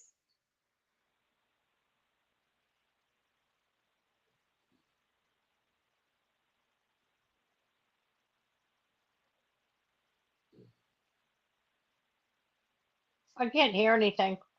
Oh, okay. Hang on a second. Why can't you hear that? Hang on a second. We've had that problem before with TikTok as well. Hang on a second, guys. We might not be able to play it. Sometimes with TikTok we're not able to hear it. But you did hear her talk. Did you hear the lady saying, "Oh, the two of the girls had No, Facebook"? no, What? I had previously watched it, so I knew what she was saying. Um, but I didn't hear it on the Why stream can't here. you No. hear it? Okay, let me come back over here a minute. Hang on a second. We're going to try this way. I'm going to share the screen. Make sure you're seeing. Okay, so that's that. Let me open this. Let me see if I can go find it over here. Just a second, guys. I've got to find that original first. Look at this right here. Now they're saying this is pictures of that house. I don't know if it is or isn't. Photos of Right here. inside the house. Now, tell me if you can hear this or not. Right? Here we go. House of Horrors, the Cider House, Yes. have been released, and they are truly horrific. We also have employees from the local Dollar General speaking out. They said the family frequently came in the store around. Now, we know that what she's saying is absolutely true, right? Now, I'm going to get off of this one and we're going to go back to this other one because I want to find the one that I'm talking about that actually showed where they're trying to say it was those people because I know it's not.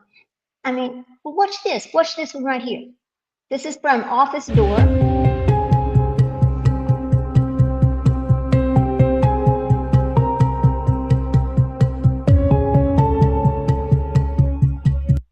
Okay, I'm not going to show very much of them because I don't want to get us in trouble. But okay, so that's family pictures, and this is from Officer Dooley. I think it's called Officer Dooley. I don't know where they're getting these pictures from. I don't know who's sharing this information, but anyway, we'll keep going over here. Let me see if I can find. I want to find that other one. Okay, now let me show you this right here. I know this is not. That's not these children. That's not. This is actually true. At least two of the kids, I think the two oldest girls, they do have social media pages. We have found that. Did you hear that? Could you hear Yeah, that one? no.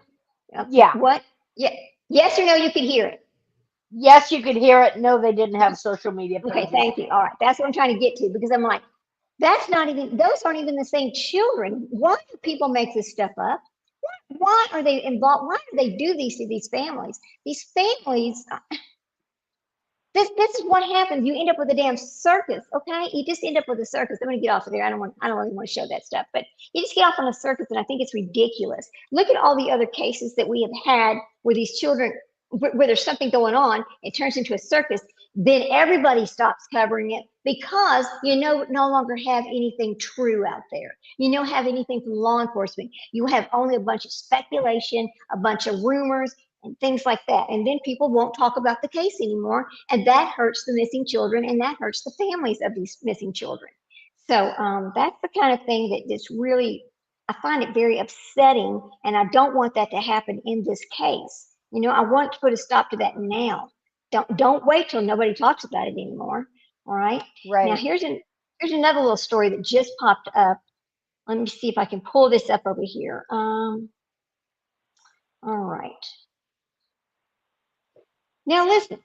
So the son brought the police to his house, knowing the horror they would find. If so, that means somebody in law enforcement had his address and named to issue a warrant. Did he actually give his address or was he followed home? What are they talking about? What are they talking about right there? Somebody else says, I thought he had a theft and receiving stolen property warrant. Yes, I think that is the other parallel investigation that's going on before we had the indecent exposure. So, see, let me go see. And then somebody else says at least half of the majority of them would have passed away by the end of the summer and the rest by the end of the year or the beginning of next year. Talking about all these children and the health they bring. Okay, let me pull this up. This was from, let's see, www.w, it's West Ohio. It's some West Ohio news reporting. Let me see what it says here. Hang on. This is pretty recent. This is at 7:11 a.m. This came out this morning. It's talking about this arrest warrant. It's talking about this was issued. Now let me go on down. Let's see what the other part is that they're talking about. If there's anything new that they're telling us. All right. Court records obtained. The warrant lists the 4 people. I mean, the public indecency. It's unclear whether the public identity investigation led the investigators to the home. The neighbor, Janet Wilbur, said she was grateful that the children were located. Okay, we know about that, and authorities have not released what caused the search warrant on June 30th, only stating that it's got to be the stolen property. It's got to be stolen property. Did somebody see him stealing property? I don't know, but I just know one thing: this I just misinformation wonder. has to stop. Yeah. I wonder if there was some internet crimes connected with this. Well, see, somebody did say that, oh, there might have been some CSAM. But when I went out and looked for CSAM, I could find no record anywhere that said anything about pictures on a phone or CSAM anywhere. So Yeah, I didn't want to put it out there that that was true because I don't know if it's true or not. That is just another thing that right. was reported yesterday. Could it be? Absolutely, it Yeah, could be. But I mean, yeah, I find nothing, right? I will say this. The Siders withdrew into a multi-generational fortress, basically, and was driven by the fundamental ideology of trauma, paranoia about outsiders, okay? This rapid family growth plus economic strain just led them to hiding these kids in one room. And it allowed them to control and conceal, and it's escalating into severe neglect until the unrelated warrant was exposed. It exposed them, right? So that's basically what it is. Now, I don't know, yeah. but I'm just gonna have to stand on. I believe we're gonna find that Elizabeth is a victim to an extent because if she did not have a cell phone to contact her family, if Gary's the one talking to her family, she's not talking to her family, then how could she get help? If she can't drive, they're taking her to the store because Gary's always with her. She's not driving anywhere. I don't even think she has a driver's license. I don't know that to be a fact, but it seems like they would only go to the store right before closing time. Okay, that's because somebody had to drive her to that store in order for her to buy whatever it is she was going to buy. So I don't think she could drive. Yeah. I think that we're going to find that there is something about her situation and that she became so traumatized that she couldn't do anything about it. It makes me wonder, like, I wonder when the last time those kids slept in a bed. Wonder when those Right. last times those kids slept in a clean bed That's or right. anything other than the floor or stand up or the last time they showered. Like the Turpins, it came out Oh that they my. hadn't had a shower in a year. Was there running water in the home? Was there a refrigerator in the home? Were there beds in the home? I mean, we know the condition of it. I rather doubt there is, but my mama heart just makes me go there. Like, when's the last time they had a clean pair of underwear on? It just Yeah. it's heart wrenching. It's just heart wrenching. Let me see if there's something. There was another story that popped up over here. I'm trying to find it right now. Shit. And I want to read it. It is the one that where her brother was talking, and he was talking to somebody else, and they actually maybe it's right here. Oh, here it is. I think it's right here. Hang on. Yay. All right. I think it's right here. Okay. Hang on just a second, guys. We'll just talk amongst yourselves for a second here. Okay. I'm going to have to go back over here. I think it's let's see, WSYXABC. That is the story that we're going to pull up. I think it's right here, actually. Let's see. Okay, hang on just a second. I'm gonna share this screen with you in just a second. We'll just talk about something for a minute. But when you look at abused women and what their life is like, and then you look at her, you're going, oh my God. The picture's just coming together that I think that's what we're going to find. ABC. Here Yeah. we go. All right, let me see. Now, let me go back over here to our Ohio children, to the Cora, 16 kids. All right, hang on just a second. We'll pull this back up.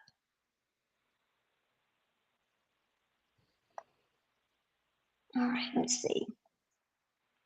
And and the sad part about it is, I mean, we learned this from the Turpins, even if they go into the foster care system, the foster care Yeah, system can be just as abusive, not maybe to that extent, But abuse exists in the foster care system too. Look at how so many of those Turpin children were abused when they went into the system. It's like it's not going to end for these kids. Right. And You're all right these about that. and all the and all these kids know is each other, and then they're going to be ripped apart. Nobody's going to take 16 children, you know. These kids are That's the going to be next part. ripped they're going to be ripped apart, and I mean it just the net of just trauma just gets wider and wider and wider. It's heartbreaking. I mean, in their condition now, they can't go to any foster home. They No, cannot. no, There's no no. place that they could they can't go anywhere. So this, you know, Yeah, and but I'm if there's seven in the hospital, one is critical. So that leaves nine. So where's those nine gonna go? I don't know, but see, I know they're not going to release. Then okay, so let's talk about Elizabeth. Now Elizabeth did open up, and the only thing when she was being talked to from her attorney was, where are my children? What about my children? How are my children? She's asking about her children. Everybody else is asking about bond and can I get out of here? Yeah, Think about that scenario. I mean, yeah, I think she does love her children. I think that she was, I just can't help it. I could be totally wrong. I hope I'm not, but I could be totally wrong in the fact that I think that we're going to find that she was trapped there. yeah. She was beaten. She looked beat And down. She looked like she had no way to speak her own mind. That she and was where are you just gonna go with six? And where are yeah, you gonna go with 16 children when you don't drive, you don't have a car, you don't have a job? What are you gonna right, do? right. You have no options. I mean, you literally have no options. Where is this damn thing? I also want to know about. Okay, let me look at this right quick. Now I've shared my screen over here. Social media draws comparisons to the notorious Fritzl matter. Remember the Fritzl situation? As more details I have emerged, social media users have drawn comparisons to a notorious European captivity case involving an Australian man, Joseph Fritzl, who imprisoned his daughter for 24 years and fathered 7 children with her inside a concealed underground space. While there is currently no suggestion the Ohio case involves the same type of offenses, some onlines have pointed to similarities involving prolonged isolation and children allegedly being hidden from the outside world. One person wrote on X, what's scary is that most people don't know their own neighbors. There was a case like this in Austria a while ago, and it was so sad that prayers for these kids, only God's strength can help them through this. The survivors are living quietly. Recovery takes years. Their privacy is being respected and protected, and that has to happen here, right? And I agree with that. It does have to happen here. Because, I mean, we don't want anybody to know 10 years from now that, JS was one of those children. I hope they are given what they need. I hope their names are changed, and I hope they never see these people again. Not to be mean to yeah, Elizabeth, but because I don't think that she could have physically protected them. I just don't think she could. I just think it was just so bad that she could not. So the only other story that I can't find right this minute that I wanted to talk about was when her brother started talking. And I know it was on Facebook. So let me put this up over here, and then we're going to get ready to go. We're moving on an hour and 48 minutes, but I just wanted to talk about this a little bit today and the misinformation and how it starts, and then what's going to happen in this case if people don't stop the misinformation right now. Just stop it. You're not ever, because the case is going to be sealed, we're not going to get any more information about the how and why. We're not going to know where these kids are going to go, and we're not going to know how they're doing. We're not going to know anything until at some point there is a trial way down the road. It's a long way from that happening. It's a long way, yeah. you know. So I just hang on. Let me pull this back. I think it's right here. Y'all just give me just a second. I want to read this because what he said is facts because it's what he said. It's right here in black and white, and that's why I want to tell what he said, not what somebody said he said. Right? What's her name? Okay, Cider. Okay, hang on just a second. All right, let me pull this up here. Let's see.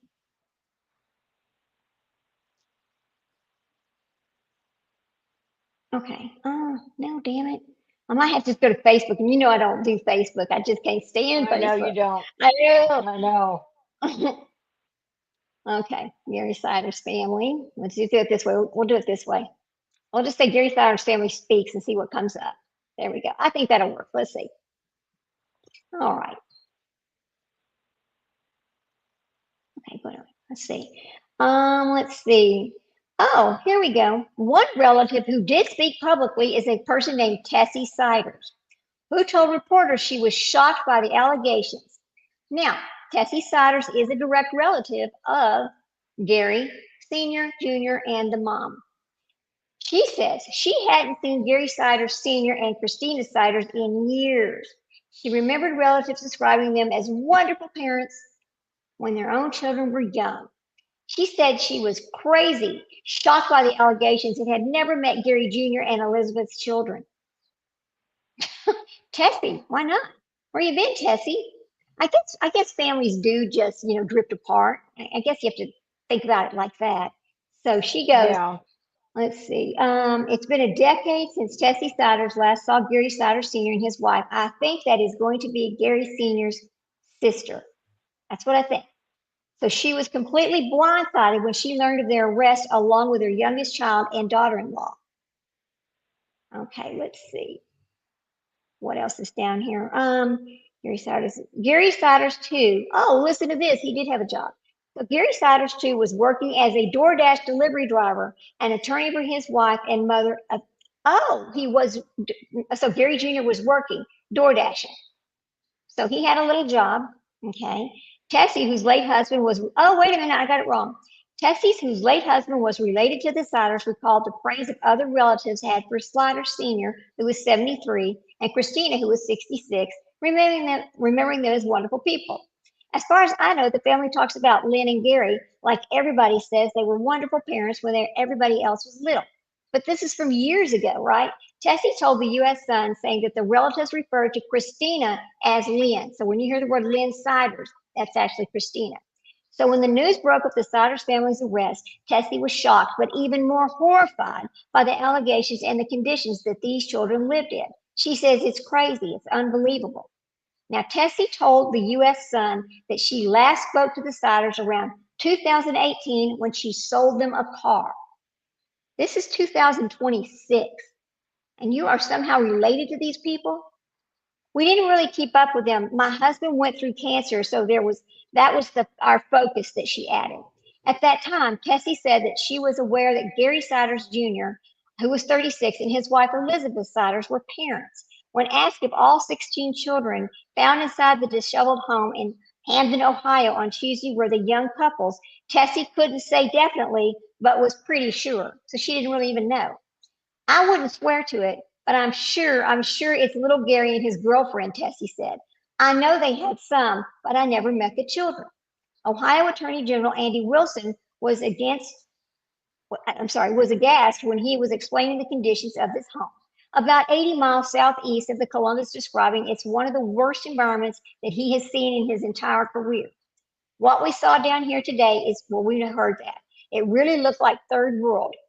It's the type of thing that we're not used to seeing here in America. It's almost indescribable, he says. Now, Gary Siders Sr., let's take a look over here. What else did you say? Benton County Sheriff Ryan Kane says authorities discovered, we know that, this inhumane conditions while executing the search warrant. We know that. We didn't know that there were going to be 16 kids there. We know that. I'm just trying to move past things we already know. Investigators said some of the children were unable to speak at all, and the eldest, described as an 18-year-old female, was described as developmentally disabled and could not even write her name. Well, I don't think any of them could write because they never went to school. How could they write? And I don't think that their mother was capable of teaching them anything. The living conditions inside that property were described as something out of a horror film. The children were found, we know where they were found, with a high presence of human waste and excrement. Investigators believe the children were kept in this cramped space for most of the last 4 years, because that's how long they lived in this house. The conditions in the house were so decrepit that the children were literally about to fall through the floor, Wilson said. I'm pretty sure because it's water. You got feces and ink and all these things just sitting on this floor, rotting it. Oh, yeah. Because the Yeah, that ammonia stuff and will just acid. rot. It'll just rot right through everything. Sure will. Items including a high chair, tires, food, and insect killer were visible inside the dilapidated property. A pile in the yard was filled with plastic play tables, a beach pail, and two infant carriers. Wilson, the Attorney General, said no one outside of the four relatives knew about the children who weren't enrolled in school. Now, see, we know that's not exactly true, but okay. Anyway, they looked almost like feral animals. It was terrible. Wilson, the Attorney General, added, investigators said the Siders family bounced around a lot, only recently moved to Hamden. 4 years is not recent, people. That's not No, recent, it's not. okay? Mm-mm. Locals said they'd never seen the children in the time that the Siders resided in the neighborhood. Well, no, the neighbors didn't. The next one says, right under our noses, and nobody was able to help them sooner. This is the neighbor, Emily Collins, who was 27, told the Associated Press. Now, Joseph Stewart, who lives a few homes away from the Sliders, described the situation as sad and called the neighborhood quiet. It's just crazy with all the wonderful things going on in our little Hallmark town, and this is what puts us on the radar. It's really sad. Authorities have not identified the parents of the children. Well, they don't know they don't know if all those children are really I don't know. God dang it. However, Thomas Stoley, which is Elizabeth's attorney, identified his client as their mother. Now, Stoley told the outlet that Elizabeth married Gary when she was 15. We know that. The attorney said his client was devastated, crying and exhausted when he met her on Thursday. In fact, my client first question to me was when I walked in her jail cell and introduced myself was about her kids. She asked if her children were okay. She asked if I knew where they were, and she asked when would she be able to see them again. I thought it was just telling that her first concern was not when can I get out, but how are my children? Now Stroley said Elizabeth told him that all the children were born in. Oh, wait a minute. Okay, so see, part of the story is not real. Something's wrong here. Stoley said Elizabeth told him that all the children were born in area hospitals and she considers herself a full-time mom. There are birth records of these children. Where is the disconnect? Elizabeth left high school after the 11th grade, and the attorney confirmed, adding that Gary, too, was working as a DoorDash delivery driver and looking for another job. See, this is new Yeah, but you're information not. right here. But you're not 15 in 11th grade. No, you're not. Was she doing some homeschooling too?